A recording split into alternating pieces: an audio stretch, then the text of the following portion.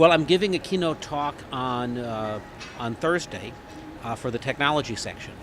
And I'm going to be talking about this concept that if the city is really a platform, and we really talk about it that way, the fact that all of the data in the city, the fact that it's addressable, the fact there's so much technology, that we actually can learn a lot from 60 years of computer history, because we've been making and selling computers as platforms for the last 60 years. So I have a theory that if we study the history of computing, the nature of its architecture, the nature of the battles that went on, and how technology disseminated, how we're using it, we're going to learn a lot about the future of smart cities. So early on in the tech business, all the solutions were sold to government and to industry. They were very top-down. They were command and control. They were sold to the captains of industry or to the heads of government who protected people. And the very first smart city applications kind of do the same thing. You think of gathering up lots of information so that you can build a safer city and have all the information in a command center. But that's only the start. The part of the computer industry that has completely engaged everybody is the fact that we all have a role, we're all participants, we all have machines. And so I think the next big development is the city as a platform means there are going to be many, many developers. Cities will suddenly have competition, but in a good way, because they're not just going to be doing IT. Everybody gets involved in creating what does it mean to have a better city. That means that they could be creating apps, they could be physically creating and prototyping parts of town. Transit departments will learn that there's all sorts of information that makes a better transit department, not just like how the trains are running. And all this is about to blossom out, and we actually see very large groups of people getting involved in building for the city, not unlike we've seen large groups of people build for the iPhone or build for the Macintosh. And then the third part of the story is the fact that I think some of the most valuable things in our city, smart city applications, are made by people who don't even know they're in the smart city business. You think of something like Airbnb or Uber or Waze. These are products that you share where you live or share your car or collaboratively understand where traffic is. These make our lives better. They make our cities more livable. Cities have nothing to do with them, but they make it better. So I think that's, to me, an exciting bit about the technology story here. Well, I think that what's interesting about this Congress is this notion of the smart city is really just a few years old. It only became possible when we had the confluence of lots of mobile devices, big data, very cheap computing power.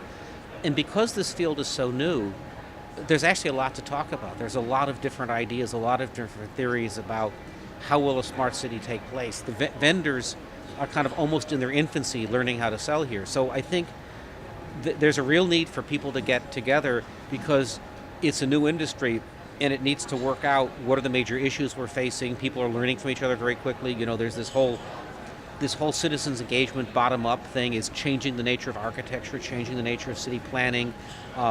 Lots of different technology players have a role. I think that the other thing is there's a huge amount of collaboration across cities.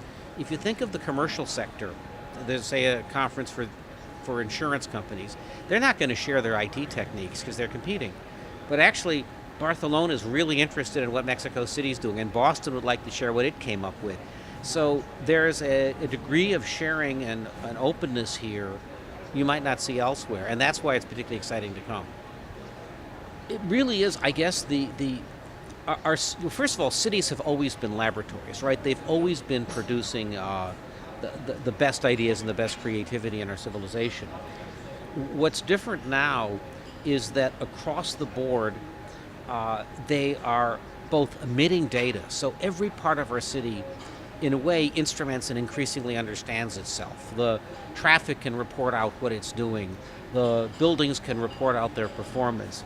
There's all of this data that surrounds how we go around a city. And if we look at this intelligently, patterns reveal themselves. We understand how people associate with retail. We suddenly realize that our streets may be deeply overutilized by people and underutilized by cars. So maybe we need to maximize for people and do the cars elsewhere. All of this stuff reveals itself in a way that was never before possible. So I think the essence of this is adding an information layer that lets us both understand and feedback and change. That's what's truly different.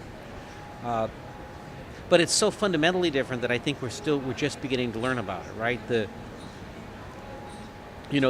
deep meaning of understanding every part of a city seems to also be one of inclusiveness, right? So the first thing you might think is, well, there's all this technology and it's great for the city, but since so much of the technology flows from people, because we all have smartphones and we can all act on it, and we're all clients for it, there seems to be something about a smart city that actually drives people to get more engaged in governance, that creates more citizen oversight because there's more attach points to the city. So it seems to be doing something very hopeful.